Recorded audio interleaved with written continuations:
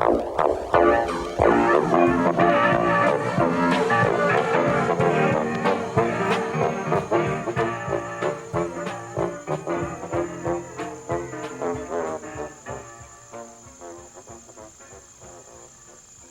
folks, this is Art Palmer. I'd like to take you on a little tour of American caving and the history of the NSS. It's a rather personal tour. The Northeast gets special attention here because this is a talk I gave to the Northeastern Regional Organization in October 1990. It was Peter Grant's idea to videotape the show. Thanks, Peter.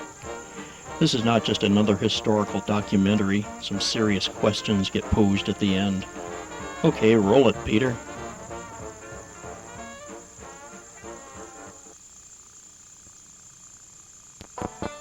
It's amazing how much our lives have been affected by a particular kind of sedimentary rock.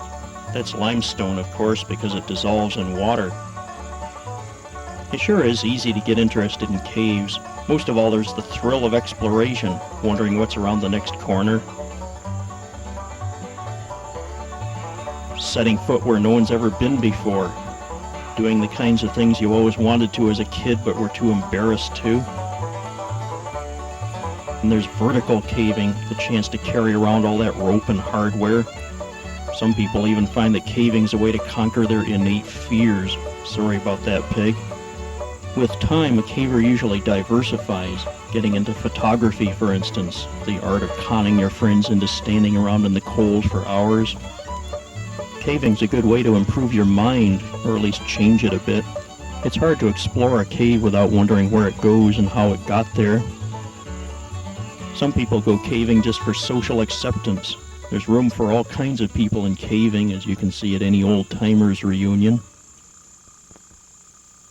Let's take a quick look at the history of American caving, with a northeastern slant, of course. Organized American caving really got underway with Bill Stevenson, who founded the NSS in 1941. Photo by John Minahan here. In New England, Clay Perry was the main organizing force, mainly thanks to his prolific writing. He wasn't the first caver in the area, but he was the one who passed his legacy on to the rest of us. Perhaps Clay's biggest message was that to love caves, you should also appreciate the entire countryside. Here I am as a teenager, appreciating the entire countryside with my little brother at Disappearing Brook Cave, Massachusetts, caught on film by Hugh Blanchard. These were the days before glory caving and scooping booty. Just nosing around in obscure nooks and crannies was thrill enough. These anonymous black and white photos are from Clay's book, New England's Buried Treasure. Not a whole lot got done on our early cave trips, but they were scintillating experiences. Here we are in Baker's Quarry Cave, Massachusetts. We surveyed this 140-foot cave, produced a map 4 feet long with 23 cross-sections. But when your caves are in beautifully banded marble, it really doesn't matter how long they are. Of course, the Northeast is just a tiny part of the American caving scene. Caves and karst landscapes stretch the entire length of the Appalachians and over into the central states, Kentucky, Tennessee, Missouri, and down into Florida. Large cave areas are scattered throughout the West, too. That's where a lot of the most exciting caving is being done today. Even Alaska and Hawaii are getting into the act with some spectacular caves.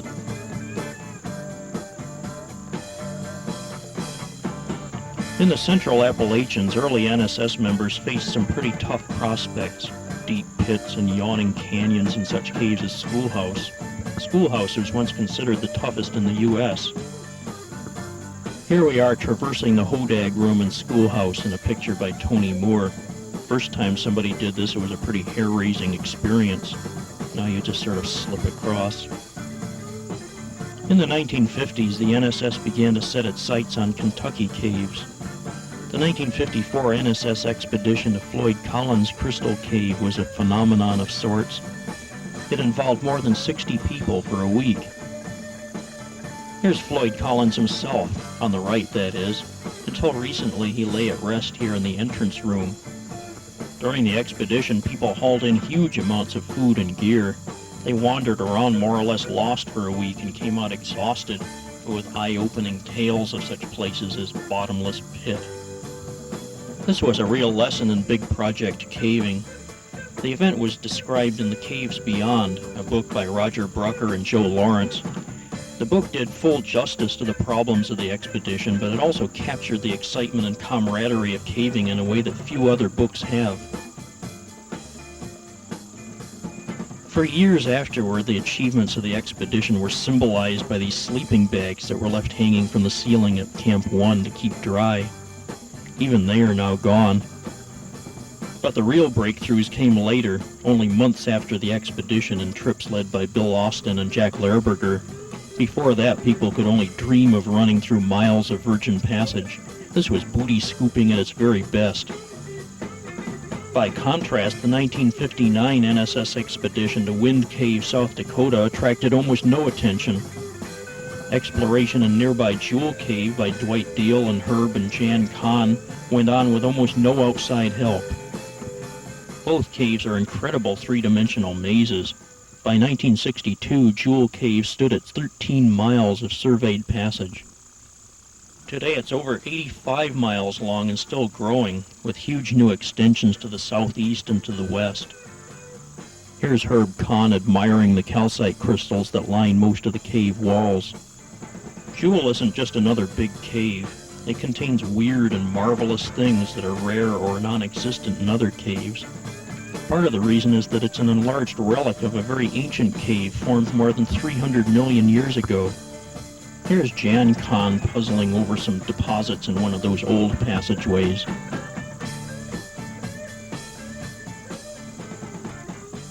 Jewel also contains what I think are the best examples of that rare species, hydromagnesite balloons. Nearby Wind Cave has a similar origin. It's also a maze, now more than 60 miles long. Here's its famous boxwork. These are fins of calcite that stick out of the crumbly bedrock in part of the limestone that once contained lots of gypsum.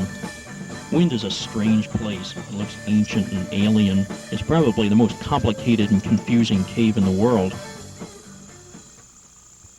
Meanwhile, back in the Northeast, one nice thing about caving in the 50s was tooling around in all those classic cars.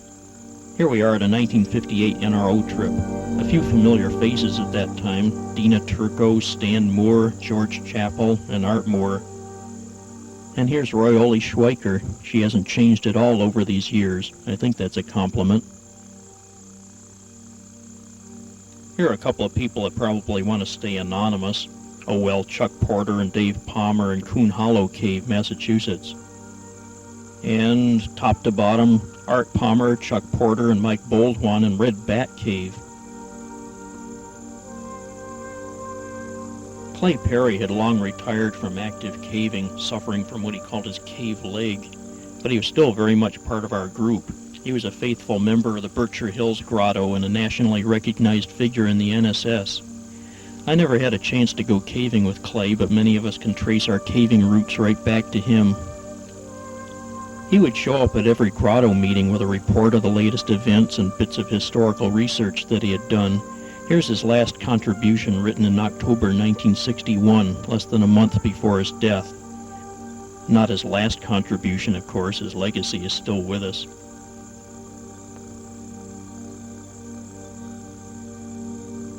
Back in the late 50s, the hot spot of northeastern caving was Knox Cave. This is the way the Knox entrance looked in 1959. It was still run as a tourist cave back then, but cavers were allowed to go in under special circumstances, which was basically any time somebody showed up with a hard hat and a lamp. This was the ultimate in northeastern caving. The cave just went and went and went. A little narrow in spots, but it kept going if you were willing to squeeze a little. It contained thousands of feet of passage and really separated the sheep from the goats, those who would fit through the gun barrel and those who wouldn't. It's hard to imagine now, but back then Knox served as the social hub for the entire area. The big white building in the background is a roller skating rink. Every weekend the place would really swing. Skaters who needed to cool off would be given a tour of the main part of the cave, which was electrically lighted. The property was owned by Mr. and Mrs. D.C. Robinson, who welcomed cavers. The commercial operation fizzled in 1961, but for about 5 years afterward, until her death, Mrs. Robinson, then a widow, really enjoyed having cavers stop by to chat. Of course, Schoharie Caverns was popular at that time too. Jim Gage, its owner, excavated the entrance to drain it a bit. Look how much has changed since then. In 1959, Hugh Blanchard got permission for us to explore Skull Cave near Knox. Compared to other northeastern caves at the time, this was a pretty big operation. Over the next 3 years, we explored and mapped about 3 miles of passage, most of which was virgin. Here we are, heading off for Skull. That's myself, Lou Harvey, and Chuck Porter. This was before wetsuits and knee pads, so we always came out the worse for wear. Skull is a nasty place full of mud and water. The entrance passage features 1,800 feet of this sort of thing. The cave is now very much closed by its present owners. To respect their wishes, we haven't been back. We urge others to follow that policy too. These photos were taken during our 1964 discovery of the so-called Christmas section. I was a grad student at Indiana University at that time. Of course, all I could think about was New York caving. It was the day after Christmas, and I had conned my roommate Tom Hall and a friend Ted Wells into coming home to explore new stuff in Skull. Boy, did they hate it. Here we are, oozing our way through Passage F. At the end of this passage, we climbed up to the left into a section that my brother and I had discovered earlier that year. Virgin Passage began at a tricky traverse high over water of unknown depth. The walls were slick with mud, and about 30 feet below they narrowed to 6 inches, so it was worthwhile not slipping. Ted didn't like the looks of it, so he stayed behind. Here comes Tom across the traverse. At that point, both our carbide lamps ran out of water of all things, so I lowered my t-shirt on the belay line to soak up water from below. We found maybe 1,000 feet of passage on that trip. Here we are looking ahead into unexplored territory. We'd really hoped for a connection with suspected downstream parts of Knox Cave, but of course that didn't happen. Here's a simple version of the final map. As far as we can tell, there aren't any going leads left in the cave. The part we explored in '64 is in the southeastern section of the map. That extensive fissure section to the west was discovered in '71 by Mike Queen of Stony Brook. By that time, though, Skull had been eclipsed by McPhail's Cave.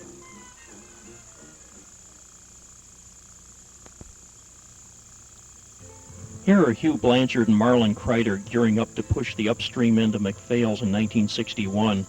They were the first in the Northeast to use wetsuits. Using the old McPhail's entrance, we headed upstream. The downstream passage was said to end in about 1,000 feet in a sump. The upstream section was partly virgin at the time, thanks to 6-foot deep water. We pushed the cave in this direction to where the main stream entered at yet another sump. Further prospects for McPhail's didn't look good. Of course, later that year, Fred Stone found a bypass to the downstream sump. We all know what happened then. Here's Fred himself looking forward happily to another McPhail's trip. Scrounging around the former downstream end, Fred ducked under a ledge and found several hundred feet of passage leading to a sort of beach. Beyond lay what we now call Stone's Duck. In those days, there was only 2 inches of airspace above the water, but he pushed on beyond and found himself in Big Cave. The rest of his crew on the upstream side didn't believe him when he said it went. They'd heard that kind of thing before, but over the next year, he and his Cornell and UMass friends explored about 4.5 miles of the best cave in the Northeast.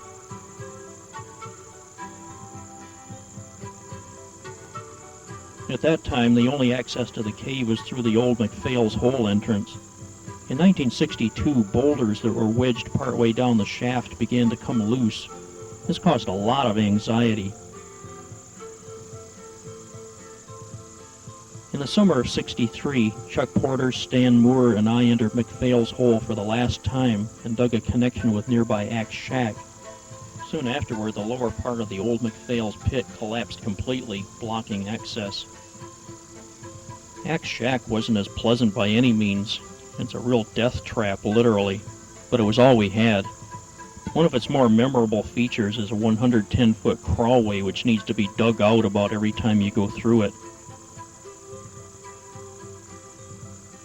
It's about ammo box height. In 1968, Barry Allen and Brian Pease dived the sump at the downstream end of McPhail's. They found about 800 feet of new passage and another sump beyond. This photo is by Brian Pease. Recent dives led by John Schwain and Bob Jeffries have pushed this passage almost a mile to sump 5. In the mid-1980s, Paul Rubin spearheaded a push of the end of the Northwest Passage. This didn't require any diving, but it came pretty close. He ended up in Asia Dome. The well-decorated Gregory section of Clarksville Cave was discovered in about 1962 by Albany cavers Mike Nardacci, Tom Grant, and others, and almost at the same time by Boston Grotto. Boston covered over their access hole, not realizing that they'd sealed the others inside.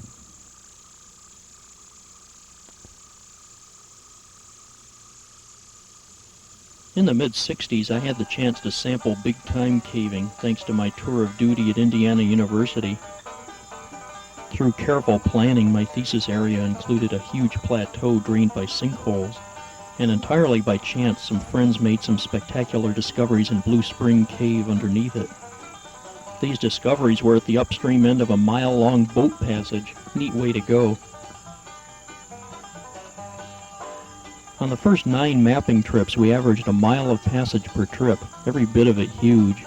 By 1967, we'd mapped over 18 miles. This was the first blitz exploration and mapping of such a long cave. It was number 5 in the world for a while. It showed that big caves could be found under sinkhole plains, not just in ridges like Mammoth Cave. The first 9 miles were great. The last 9 miles were pretty grim. The next few pictures show the conditions and the aftermath of a typical mapping trip.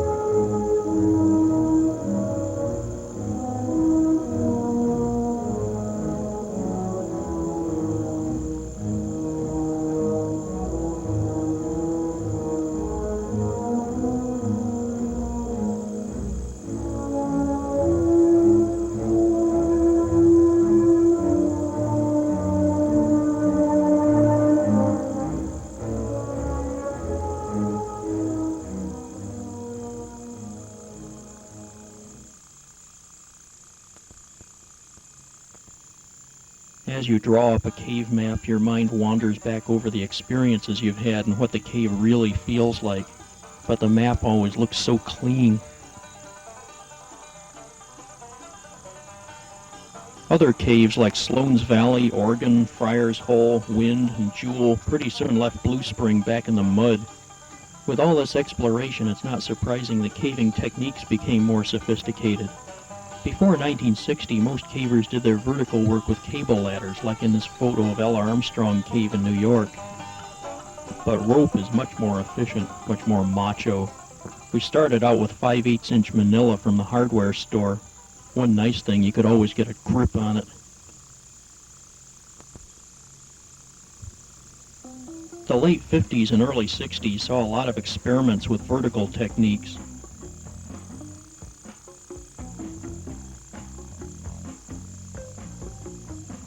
The painful body rappel where the rope passed under your thigh and then over your shoulder was replaced by the seat sling technique. The rope went through a beaner which was attached to a seat sling, then it went over your shoulder. Here's Chuck Porter going out our window at Williams College. He still has the rope burn scars. At that time, the prevailing wisdom was that rappelling was okay, but only on belay. That way you'd be saved if you lost control or passed out from excitement. Of course, you'd spin on the way down so your belay rope would tangle in the main line. You can't get hurt if you can't move. Going back up the rope, the best choice was 3 Prusik slings, preferably 3/8" manila on 7/16" gold line. Really slick. Here's Peg Palmer going out of Hellhole in West Virginia. Things began to get higher tech in the mid to late 60s with the introduction of Jumars, rappel racks, Gibbs, and so forth. Here's my brother going out of Clover Hollow Cave in Virginia. Sure beats Prusiking. In 1966, American cavers discovered Sótano de las Golondrinas in Mexico. The news went through the NSS like an electric shock. Overnight, vertical cavers became superstars. Vertical Bill Cuddington became a near deity. Here are some photos of Golondrinas by Bernie Jackson. It's a 1,250-foot free drop, deep enough to swallow the Empire State Building with one gulp.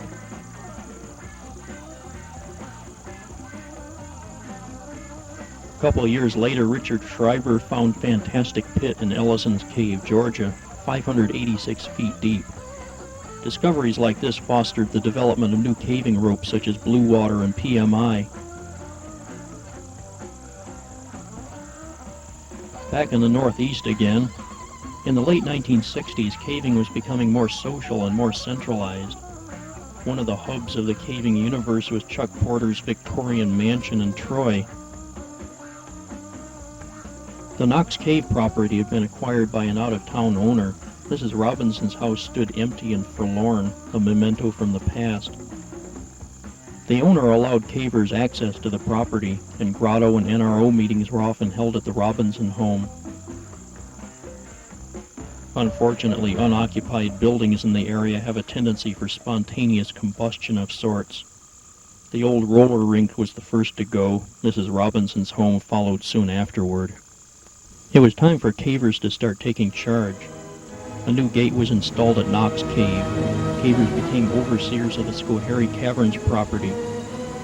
Fred Stone and his friends bought McPhail's Cave and donated it to the NSS, the first cave to be owned by the Society.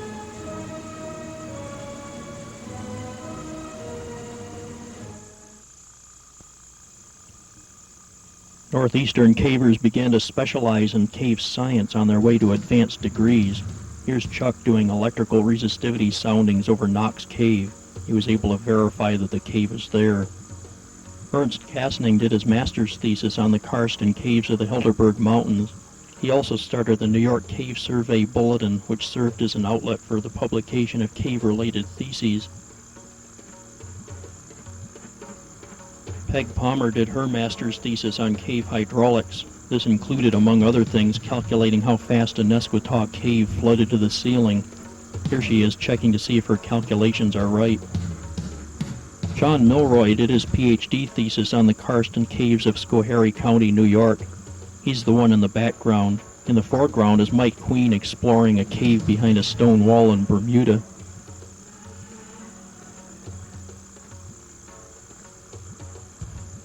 Along with the usual theoretical speculation that goes into such a thesis, John did some serious digging. He uncovered two significant caves, Single X and Caboose. Here's John in Caboose Cave. Both of these caves contain extensive glacial sediments that shed more light, maybe more darkness, on the glacial history of the area.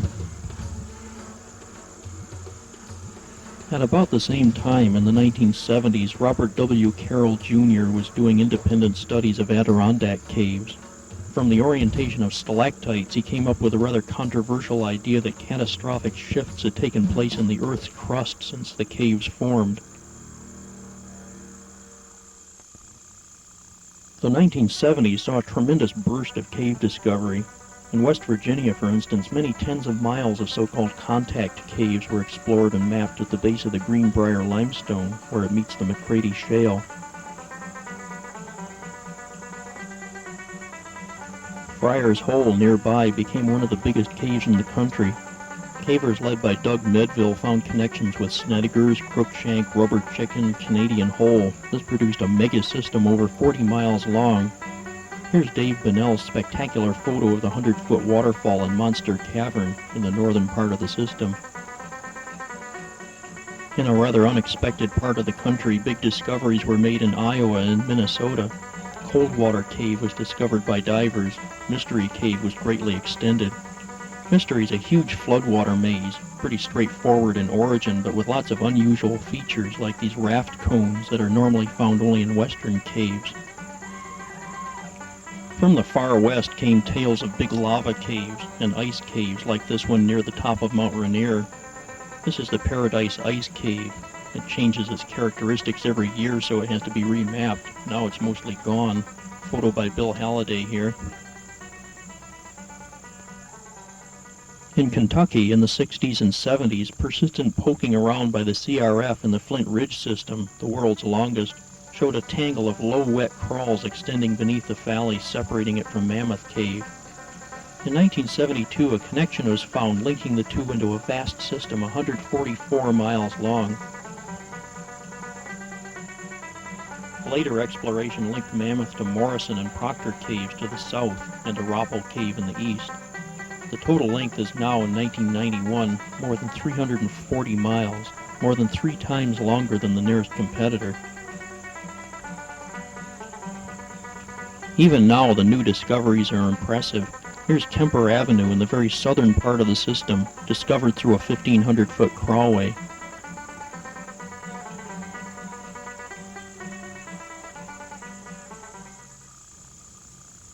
American cavers began to take a closer look at the caves around Huautla, high in the mountains of southeastern Mexico. The caves were discovered in the late 60s, but cultural problems caused the cavers to drop things for a while. Here's the sinkhole entrance to the San Agustin cave system, more than a mile across and filled with fog in the early morning. Annual expeditions have been run to the Huautla Plateau since the late 70s. San Agustin was linked to other nearby caves, nearly breaking the world depth record. This spectacular cave system is now 1,353 meters deep and 52 kilometers long.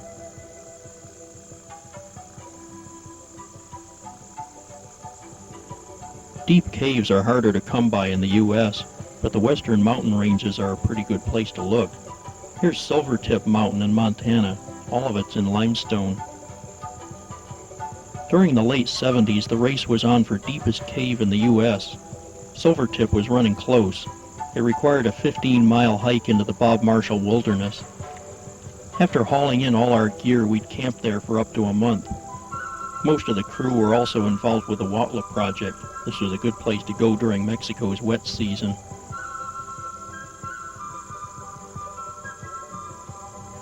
Sunray Cave was one of the highest on the mountain. Here's the mapping crew, Mike McEachern, Peg Palmer, and Steve Zeman. It went over 800 feet deep, but it never did link up with the caves lower on the mountain. Cave entrances are clear of snow only from late July through August. Temperatures hover around 33 degrees Fahrenheit. Ice lasts year-round several hundred feet inside some of the caves. This is Dina Lowry and Blood Cave, named after its blood-red formations. The main Silvertip cave system bottomed out at a depth of 1,053 feet. At that time, it was only a little bit shy of the record long held by Neff's Canyon Cave in Utah. Deep shafts and canyons led to a long water passage that ended in breakdown at the base of the limestone. The water's over your head for long distances. If it was only a couple of degrees colder, you could walk on it. Despite all the nastiness, Silvertip does reward the explorer with a few happy spots here and there. This is Blood Cave again. The red color is due to organic acids in the calcite.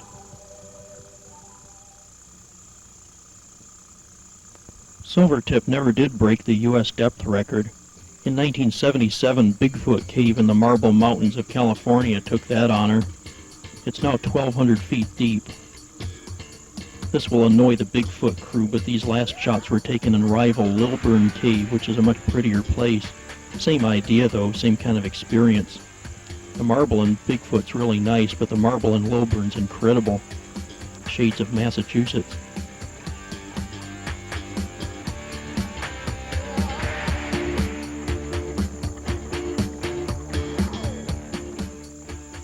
The U.S. depth record didn't last very long. 3 years later, a connection between two entrances in Great X Cave in Wyoming put it over 1,410 feet deep. Photo by Norm Pace. The cave is mainly a long, steep stream canyon. At the end, though, is a raging water crawl called the Grim Crawl of Death. Veterans object to that name, though. They say it makes it sound too benign. Just a year later, the remnants of the Silvertip crew explored Columbine Crawl in Wyoming to 1,550 feet deep, breaking the record yet again. It's a terrible cave, no one's been back since. In the 1980s, there were tremendous advances in cave diving. Sheck Exley broke both world records for deepest and longest underwater cave dives. Here's a photo by Sheck in Peacock Springs Cave in Florida. Cave divers also linked the various parts of the Rio Encantado system in Puerto Rico. This produced the longest continuously explored underground river in the world. This photo by Kevin Downey shows the main upstream part of the cave.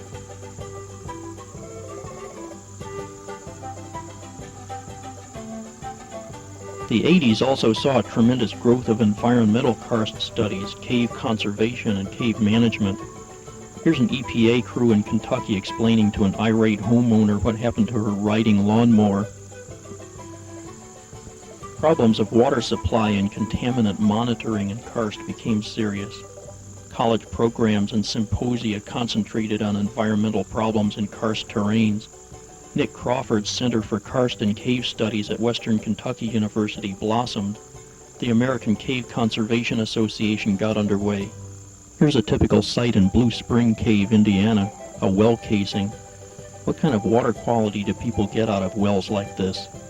Low-impact caving became a strict rule in the NSS, especially in the Southwest, where secrecy about cave locations was a hallowed tradition because of their delicacy and their vulnerability to destruction by rockheads. In the Guadalupe Mountains of New Mexico, Jerry Trout had set up photo monitoring to track the damage to caves such as Cottonwood. Surprisingly, with stricter access policies, some of the rarer speleothems are making a comeback. During a particularly dry period, this epsomite stalactite grew 7 inches in 10 days. In the interest of cave conservation, the NSS has signed several memos of understanding with federal agencies, and they helped create the Federal Cave Resources Protection Act. There are lots of photos of NSS and federal officials signing documents together, but for some reason I like this one best. Nevada caver Walt Olnick with a BLM dignitary. Walt's the one on the right, by the way. But the biggest news since the late 1980s is Lechuguilla Cave in New Mexico. The base of the entrance shaft was cleared of breakdown in 1986. Since then, the cave has grown spectacularly to deepest in the country by about 10 feet, and fourth longest at 60 miles. Here's what we experience on a typical Lechuguilla trip.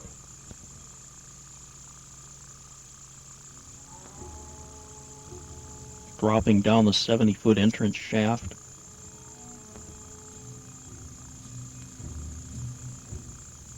Crossing the 100-foot deep rift.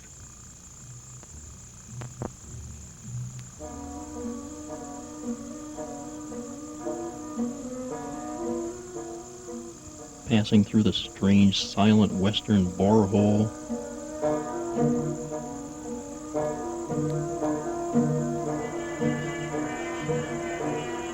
Past pristine pools of green and blue.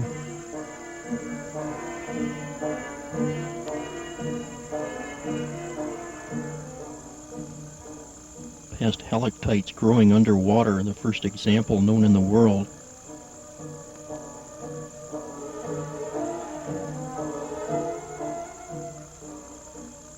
Sorry to interrupt, but you get the idea. And the idea is this. No other cave in the world combines so spectacularly the excitement of exploration, the bizarre geology, the breathtaking scenery that Lechuguilla offers. Everywhere you turn there are strange sights. No sight is more extraordinary than the gypsum crystals in the Chandelier Ballroom. What is it that makes Lechuguilla so unusual? Well, most caves are dissolved from limestone by water that's rich in carbonic acid. Instead, Lechuguilla was dissolved by sulfuric acid. This is created when hydrogen sulfide rises from nearby oil fields and gets oxidized near the water table. Among the byproducts of this dubious process are massive beds of white gypsum. This stuff gets recrystallized into some really awesome formations. Yeah, Lechuguilla's got to be the ultimate U.S. caving experience. It's so large, so beautiful, so exciting that it makes almost any other cave look drab. You almost hope that it doesn't beat Winder Jewel in length, or that Columbine Crawl is somehow still deeper, just to help balance the scales a little. And what does all this mean to us in the Northeast? We might begin to worry. Is northeastern caving even worth the bother? Who cares about Knox Cave anymore? As we reminisce about the good old days, we realize that northeastern caving can't begin to compare with the great events happening around the world today. Northeastern cavers spend their vacations at Lechuguilla now. Is northeastern caving just a trip down memory lane? Is northeastern caving dead?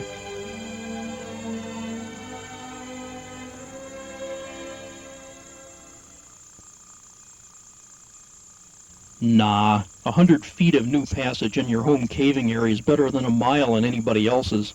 We've all fallen in love with Mammoth or Lechuguilla, but if you don't like the little ones, you're no caver at all.